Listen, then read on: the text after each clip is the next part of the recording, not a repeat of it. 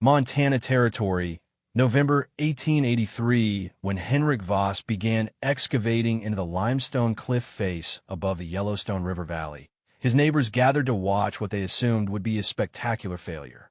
The Swedish immigrant had arrived 6 months earlier with nothing but a pickaxe, a geological survey map, and an idea so strange that even the local Crow elders, who'd lived in this land for generations, shook their heads in disbelief. "He's digging his own grave," muttered James Pritchard, a respected carpenter who'd built 17 cabins in the territory. "Winter's coming, and that fool's playing the rocks instead of raising walls."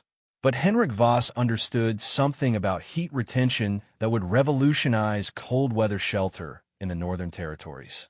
Something that modern engineering would later validate, but frontier wisdom dismissed as insanity. What did this quiet Scandinavian stonemason grasp about thermal mass and geothermal stability that experienced American builders completely missed? Before we reveal how Henrik's cave outperformed every wood cabin within 50 miles, hit that like button, subscribe to this channel, and drop a comment telling us where you're watching from. And here's my promise. If you subscribe right now, you'll discover 3 more forgotten frontier techniques in upcoming videos that could cut your heating costs by half. Methods the pioneers proved work, but modern builders ignore. Now, let's go back to that limestone hillside in 1883, where one man's strange obsession was about to rewrite the rules of winter survival. Henrik Voss wasn't the kind of man who explained himself. At 42 years old, he'd spent 2 decades working limestone quarries in southern Sweden, where winter temperatures regularly dropped below 0 Fahrenheit. He'd watched miners work deep shafts, noticed how the temperature stabilized 50 feet down, measured with his own thermometer how rock held heat longer than any wood stove could manage. When he stepped off the railway in Billings and saw the limestone escarpments rising along the valley, something clicked. The other settlers saw building stone. Henrik saw a naturally insulated fortress. "You planning to mine, Voss?" asked Samuel Wickham, the land office clerk, when Henrik filed his claim for a hillside plot everyone else had rejected. Too rocky for farming, too steep for cattle, too far from timber. "Building," Henrik replied in his thick accent. "Shelter for winter." Within a week, he'd begun. Not cutting timber, not hauling stone for walls. Digging. Straight into the south-facing limestone cliff, angling slightly upward to prevent water accumulation, following the natural grain of the sedimentary layers. His technique drew immediate ridicule. "Man's reverting to cave dwelling," laughed Martha Gaines, whose husband operated the nearest sawmill. "Crossed an ocean and a continent just to live like a primitive." The criticism intensified when Henrik explained his reasoning at the trading post. "Rock holds temperature. 30 feet into hillside, Earth stays 50 degrees year-round. I heat small space inside. Limestone absorbs, radiates slow. Use 1/4 wood of cabin." Pritchard, the master carpenter, actually guffawed. "That's not how heat works, Swede. You're going to freeze to death in that hole, and we'll find your body come spring thaw." But Henrik kept digging. 10 hours a day, 6 days a week. His technique was methodical, removing limestone in blocks, preserving structural integrity, creating an arched ceiling that distributed weight naturally. He carved ventilation shafts using principles he'd learned in Swedish mines, ensuring fresh air without heat loss. The entrance tunnel ran 12 feet deep before opening into the main chamber, creating a natural airlock. By late October, spectators came weekly to witness the madness. Henrik had excavated a main living space 18 feet deep, 14 feet wide, and 8 feet high, all of it carved from solid limestone. The curved ceiling prevented heat from pooling uselessly. Every surface was rock, floor, walls, ceiling. He left natural limestone pillars for support, smoothed the walls to reduce air pockets, and carved shallow channels for water drainage. "It's impressive stonework," admitted Wickham, inspecting the chamber. "But Henrik, you're building a refrigerator, not a home. Stone draws heat away from bodies. You'll be colder in there than outside." Henrik smiled, the first time anyone had seen him show emotion. "We see winter coming. The technical details of Henrik's shelter violated every frontier building principle the Montana settlers knew. Traditional wisdom dictated wood construction, logs notched and stacked, chinked with mud and moss, with a stone fireplace at one end, drawing smoke up and out. Heat rose, escaped through the roof, and required constant feeding of the firebox. A standard 14 by 16 cabin needed 4 to 6 cords of split wood per winter, and even then, temperatures rarely exceeded 50 degrees Fahrenheit more than 5 feet from the hearth. Henrik's approach inverted everything. First, the entrance design. That 12-foot tunnel wasn't just for drama. It was a calculated thermal barrier. Cold air, being denser, settled in the tunnel. Warm air in the main chamber stayed, trapped by the upward angle. He'd carved the tunnel floor 8 inches lower than the living space threshold, creating a literal cold sink. "That's ridiculous," declared Robert Halverson, a civil engineer who'd worked on railroad bridges. He'd ridden out specifically to lecture Henrik on thermodynamics. "You can't trap air that way. Convection doesn't work like that." Henrik showed in the calculations he'd sketched on birch bark. Temperature differential, air density changes, pressure equalization through ventilation shafts. Halverson studied the figures, frowned, then rode away without another word. Second, the thermal mass factor. A typical log cabin contained perhaps 2,000 pounds of wood in its walls. Would that conducted heat poorly and store it worse? Henrik's chamber was surrounded by an estimated 340,000 pounds of limestone. That rock, once warmed, would release heat for hours after any fire died. "You're comparing apples to boulders," scoffed Pritchard when Henrik explained this. "Sure, rock holds heat. It also sucks it right out of the air before you ever get warm. You'll burn 10 cords just heating the stone, then freeze anyway." But Henrik had done something clever with his heating system. Instead of building a traditional fireplace, he carved a small firebox directly into the limestone wall, just 18 inches wide, 24 inches deep. Above it, he'd chiseled a narrow chimney that snaked through 15 feet of rock before exiting at the cliff top. Every inch of that flue path transferred heat into the surrounding limestone. He fired it once for demonstration in early November, using just 6 pieces of split pine. The settlers who'd gathered to mock watched in silence as the chamber temperature climbed from 48 degrees Fahrenheit to 61 degrees Fahrenheit in 40 minutes. Then Henrik extinguished the fire. 6 hours later, the temperature had dropped only to 58 degrees Fahrenheit. "Parlor trick," Pritchard muttered. "Wait till January. Wait till real cold." Martha Gaines was more direct. "You've built a tomb, Mr. Voss. A comfortable tomb for now, but a tomb nonetheless." The territorial surveyor, a man named Edmund Cross, who fancied himself an authority on construction, published a letter in the Billings Gazette warning against dangerous experiments in habitation. He wrote, "The Swedish immigrants' limestone cave represents a fundamental misunderstanding of heat transfer and human safety. When temperatures plunge below zero, as they invariably do in Montana winter, the thermal mass he celebrates will become a fatal liability, a giant heat sink that no fire can overcome." Henrik read the letter at the Trading Post, nodded quietly, and bought 3 cords of firewood. Pritchard, standing nearby, laughed. "3 cords? Man, you'll need 12 before March. You've got no insulation, just cold stone." "We see," Henrik repeated, his favorite phrase. Winter tell truth. November gave way to December. Light snow dusted the valley.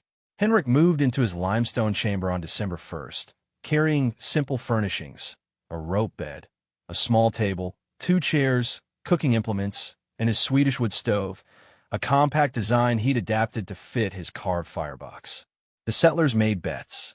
Pritchard wagered Henrik wouldn't last past Christmas before moving into town. Halverson, the engineer, gave him until New Year's. Only Samuel Wickham, the land clerk, abstained. "Why won't you bet?" asked Gaines. Wickham stared at the hillside, where smoke rose lazily from Henrik's chimney vent. "Because I've seen his numbers, and if he's even half right, we're all about to feel very stupid." January 17th, 1884, 2 a.m. the temperature dropped to 23 degrees below zero. It happened fast. A high-pressure system from Canada collided with moisture from the Pacific, creating what the Crow called bone-breaking cold, the kind of deep freeze that killed unprotected livestock and cracked green timber. By dawn, frost had penetrated 6 inches into the ground. The Yellowstone River developed ice shelves along its banks. Inside the valley's scattered cabins, families huddled near fireplaces, feeding log after log into hungry fireboxes. James Pritchard's household burned through half a cord in just 14 hours, keeping the main room at 47 degrees Fahrenheit. His bedroom, separated by a thin partition, never exceeded 38 degrees Fahrenheit. His children slept under triple wool blankets, their breath visible in the candlelight. At the Halverson cabin, the engineer's wife wore 2 dresses and a coat indoors. Their thermometer, hanging near the hearth, read 52 degrees Fahrenheit. Robert Halverson fed the fire every 45 minutes throughout the night, trying to prevent the temperature from dropping below 45 degrees Fahrenheit. Martha Gaines woke 3 times to restart her fire, which had died to coals. Each time, the cabin temperature had fallen to 41 degrees Fahrenheit. And inside the limestone hillside, Henrik Voss slept comfortably in his nightshirt. But before we reveal the impossible temperature Henrik achieved with a fraction of the firewood, show this channel some love. Hit that like button, subscribe for more frontier survival wisdom, and comment below. What's the coldest temperature you've ever survived? Let's see who's really tested their winter mettle. At 6 a.m., Samuel Wickham rode up to Henrik's shelter, partly from curiosity, partly from concern. The entrance tunnel exhaled a gentle plume of warmth into the frigid air, a visible sign that confused him. Fires produced smoke. This looked like breath. "Henrik," he called into the darkness. "You alive in there?" A lantern flickered to life. Henrik appeared, wearing light wool trousers and a cotton shirt. No coat, no gloves. His face showed no signs of cold stress. "Good morning, Samuel." "Coffee." Wickham dismounted, his heavy fur coat crackling with ice, and followed Henrik through the entrance tunnel. The temperature gradient was immediate, stepping from minus 23 degrees F to what felt like a warm spring day. By the time they reached the main chamber, Wickham was sweating under his layers. A small thermometer hung on Henrik's wall. Wickham stared at it, certain his eyes were deceiving him. 67 degrees Fahrenheit. That can't be right, Wickham stammered. "It's 23 below outside. That's a 90-degree difference." Henrik poured coffee from a pot resting on his compact stove. The firebox contained only glowing coals, no active flame. "I burned 12 pieces of wood yesterday. Small pieces. Maybe 15 pounds total." Wickham did the math in his head. Pritchard had burned roughly 300 pounds of wood in the same period to maintain 47 degrees Fahrenheit. Henrik had used 1/20th the fuel to achieve 20 degrees more warmth. "Ow!" Wickham whispered. Henrik gestured at the walls. "Limestone. 300,000 pounds, absorbing heat slow all day, releasing slow all night. Plus geothermal stability, we are 42 feet in a hillside. Here, earth temperature always 51, 52 degrees. I only need to add 15 degrees, not 70 like cabin builders." He walked to the wall and placed his palm flat against the stone. "Feel." Wickham touched it. The limestone was noticeably warm, not hot, but radiating gentle heat like a massive heating pad. "The rock becomes the stove," Henrik explained. "Not the fire. Fire just charges the battery. Rock does the work." By January 25th, the entire valley knew something extraordinary was happening inside Henrik Voss's limestone cave. Word had spread through the trading post, the church, the land office. The Swedish hermit was surviving the brutal winter on absurdly little firewood while maintaining temperatures that made frontier cabins seem primitive by comparison. Robert Halverson, the railroad engineer, finally admitted his skepticism had been premature. He visited Henrik on a morning when the outside temperature registered 19 below zero, bringing a calibrated thermometer he'd ordered from Chicago specifically to verify the claims. Inside the chamber, 64 degrees Fahrenheit. "I need to see your wood consumption," Halverson said, no longer dismissive, but genuinely curious. Real numbers. Henrik showed him a notched stick where he marked each piece of firewood burned. From December 1st through January 25th, 56 days, he consumed approximately 940 pounds of split wood. That translated to roughly 0.3 cords. Halverson's cabin, by comparison, had burned 4.2 cords in the same period. The efficiency ratio was staggering. Henrik used 7% of the fuel to maintain higher temperatures. But the differential wasn't just about consumption, it was about consistency. Cabin temperatures fluctuated wildly based on fire activity, swinging from 55 degrees Fahrenheit when freshly stoked to 38 degrees Fahrenheit by morning. Henrik's chamber varied only between 62 degrees Fahrenheit and 68 degrees Fahrenheit, regardless of external conditions. The thermal mass buffers everything, Halverson said, mostly to himself, examining Henrik's carved chimney. You've built a geothermal battery. The limestone stores heat energy with almost no loss because it's insulated by more limestone. And because you're partially underground, you're starting from 51 degrees instead of outside ambient. Yes, Henrik confirmed. In Sweden, miners know this. 40 meters down, same temperature winter and summer. I just make small version. Halverson measured the chamber dimensions precisely, calculated the rock mass, estimated heat capacity, and ran thermodynamic equations. His conclusion, published later in a retraction letter to the Billings Gazette, stunned the engineering community. Mr. Voss's limestone shelter achieves approximately 1,350% greater thermal efficiency than conventional wood frame construction. The rock mass provides an estimated 18 to 24 hours of heat retention per firing cycle, compared to 45 minutes in standard cabins. Based on current fuel costs, his heating expense for the entire winter will be roughly $1.40, compared to $19 to $24 for equivalent cabin heating. But the numbers told only part of the story. The real validation came from lived experience. James Pritchard visited on February 3rd, bringing his 7-year-old daughter Emma, who developed a persistent cough from sleeping in frigid bedroom temperatures. Inside Henrik's chamber, the girl stopped shivering within minutes. Her cheeks flushed pink. She asked if it was summer. It could be, Henrik said gently. Rock doesn't know about seasons. Just holds heat. Pritchard stood in silence, one hand against the limestone wall, feeling the radiant warmth. His cabin required constant vigilance.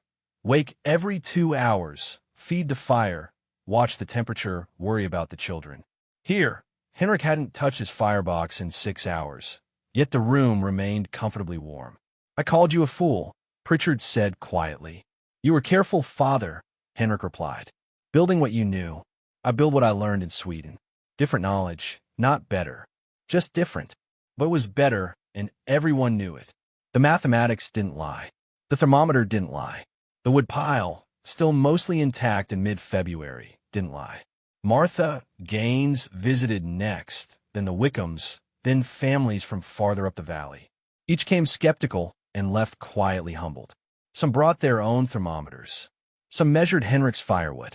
Some just sat in the gentle warmth, feeling their winter-tight muscles finally relax. By late February, 17 different families had asked Henrik for consultations. Could he help them excavate similar shelters? Could he teach the limestone carving technique? Could he design smaller versions for root cellars or winter kitchens? The man who'd been mocked for digging a grave had accidentally started a revolution in cold climate shelter design. And the deepest irony?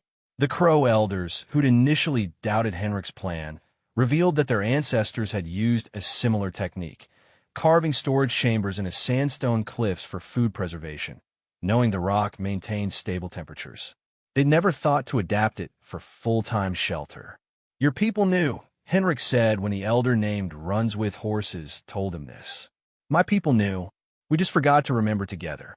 The thermal efficiency of limestone wasn't a Swedish secret or a Crow secret. It was Earth's secret, written in geology, waiting for someone to read it correctly. Henrik Voss had simply been willing to trust the rock. By March 1884, the transformation of Henrik Voss's reputation from village fool to frontier innovator was complete. But more significant than his personal vindication was the practical response from the Montana Territory community, a response measured not in words, but in pickaxes and geological surveys. Samuel Wickham's land office recorded an unusual spike in claims for hillside properties previously considered worthless. Settlers who'd once competed for flat, timber-rich bottomland now filed for rocky escarpments, limestone outcroppings, and cliff faces along the Yellowstone River Valley. By mid-March, 14 separate claims have been filed explicitly for excavation and shelter purposes. James Pritchard became the first convert. The master carpenter who'd publicly mocked Henrik's project approached him in late February with a proposition. "Teach me to read the rock. I'll pay you in labor, help you expand your chamber, carve storage rooms, whatever you need. Just show me how to build one for my family." Henrik agreed, but on one condition: we build together. You learn by doing, not watching. The partnership proved transformative.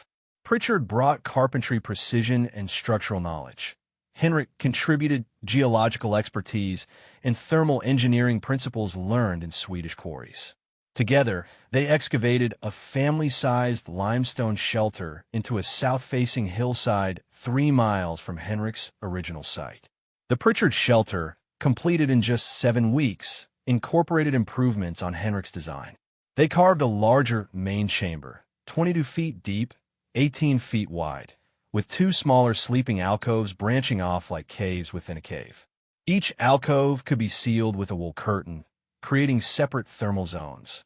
They installed a more sophisticated ventilation system, with intake vents near the floor and exhaust channels near the ceiling, promoting gentle air circulation without heat loss. The firebox design evolved too.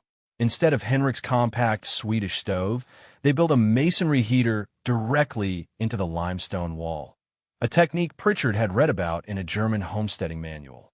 The heater's serpentine flue path traveled through nearly 30 feet of rock before exiting, transferring maximum heat into the thermal mass. On April 2, 1884, the Pritchard family moved into their limestone shelter. Within 3 days, neighboring families came to measure, to ask questions, to take notes. Martha Gaines arrived with her husband and a surveyor, ready to commission their own excavation. Robert Halverson brought detailed architectural sketches, proposing hybrid designs that combined limestone chambers for winter living with above-ground timber structures for summer use. By June 1884, 9 limestone shelters were under construction within a 50-mile radius of Henrik's original site.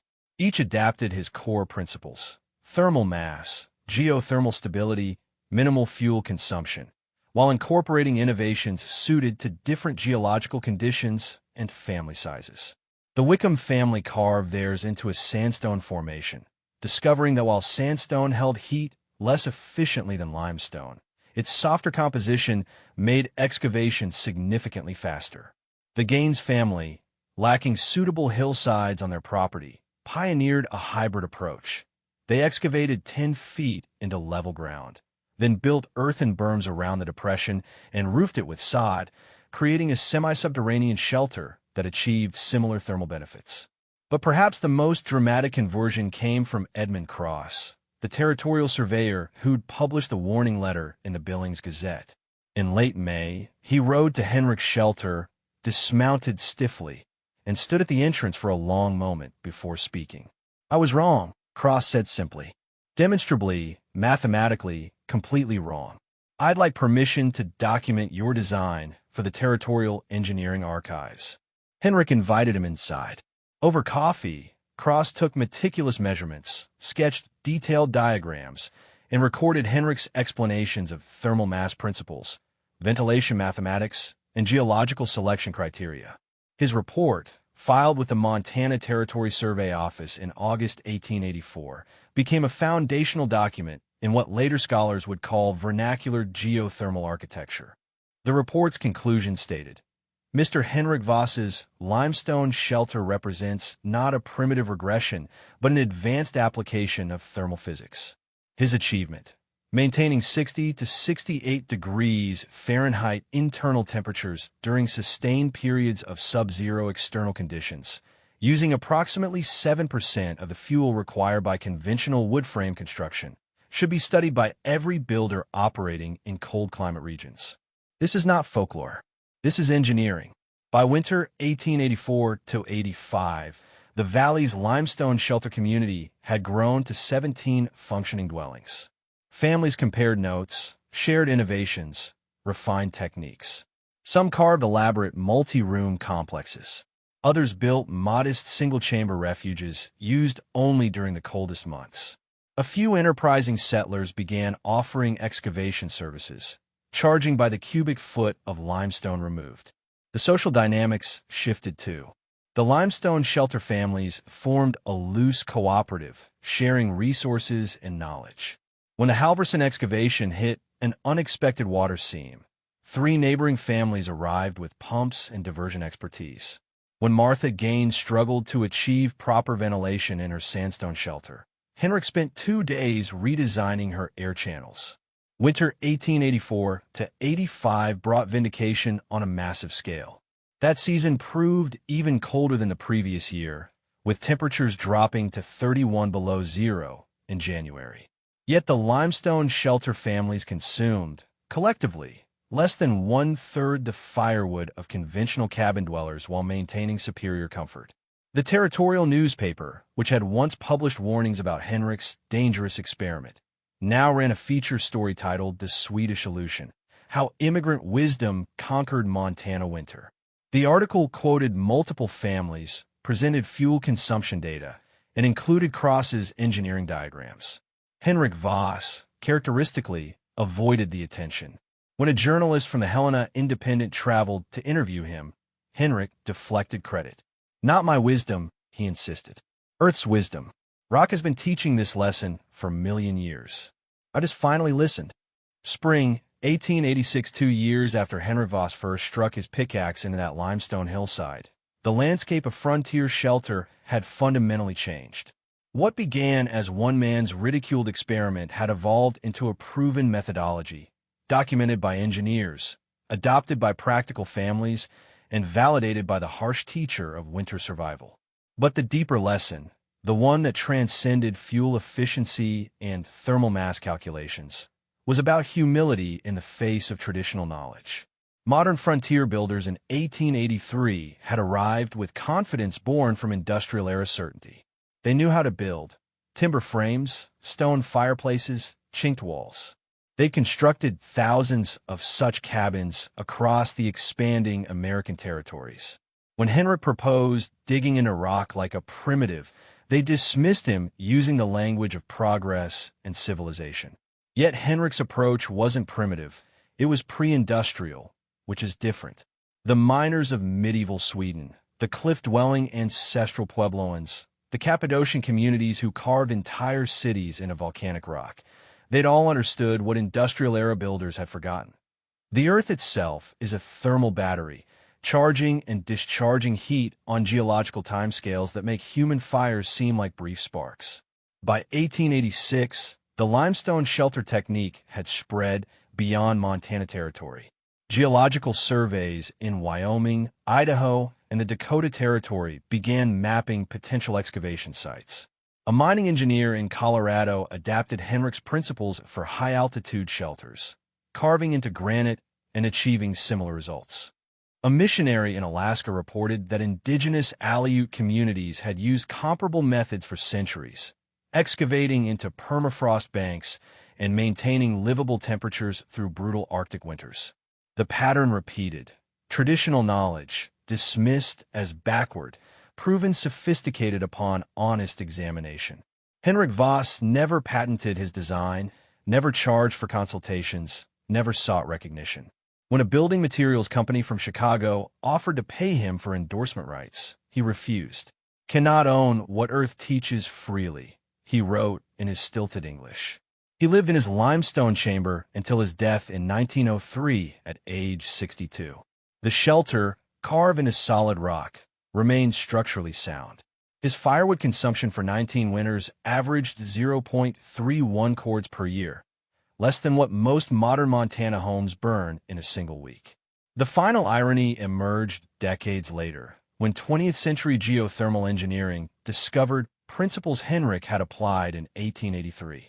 The concept of ground source heat pumps, earth-sheltered architecture, and thermal mass storage became celebrated innovations of the 1970s energy crisis, presented as cutting-edge solutions to heating inefficiency. But they weren't new. They were remembered.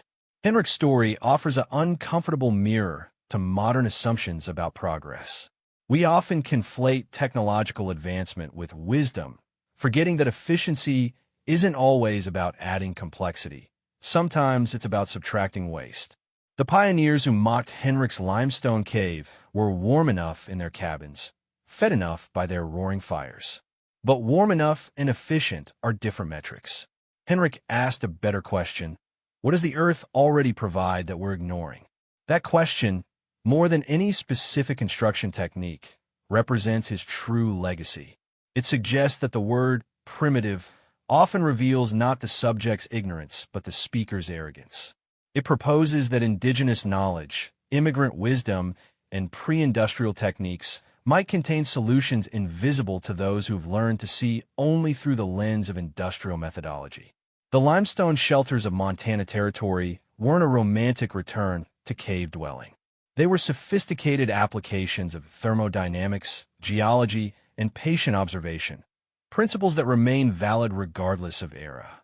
They prove that a Swedish quarryman with a pickaxe and geological knowledge could out-engineer the collective expertise of American frontier builders, not through superior materials or advanced tools, but through deeper understanding of how heat, rock, and earth actually function. Before you go, make sure you've hit that like button and subscribe to this channel, because next week, we're uncovering the impossible chimney design that a Blackfoot woman taught to Dakota homesteaders. A technique so efficient it reduced smoke by 90% and could heat 3 rooms with a single fire. Don't miss it. And drop a comment. What traditional knowledge have you seen dismissed that turned out to be right? Let's honor the wisdom that came before us. By the time you watch this, Henrik Voss's original limestone shelter has been standing for over 140 years. The entrance tunnel still exhales gentle warmth on cold mornings. The carved ventilation shafts still circulate fresh air. The limestone walls still radiate stored heat, patient and persistent, teaching the same lesson they taught in 1884. Wisdom isn't always about innovation. Sometimes it's about recognition, seeing what was always there beneath our feet, written in stone, waiting for someone humble enough to learn from the earth itself. Henrik Voss didn't invent geothermal shelter. He just remembered it. And in remembering, he reminded an entire territory that progress sometimes means looking backward with open eyes, honoring the knowledge of miners and mountain people and ancient communities who'd already solved problems we thought were new. The earth has always known how to keep us warm. We just needed to stop talking long enough to listen. Educational note. This video presents historical techniques for educational and documentary purposes. Any shelter construction should follow current building codes, safety regulations, and engineering standard appropriate to your region. Consult licensed professionals before undertaking excavation or construction projects.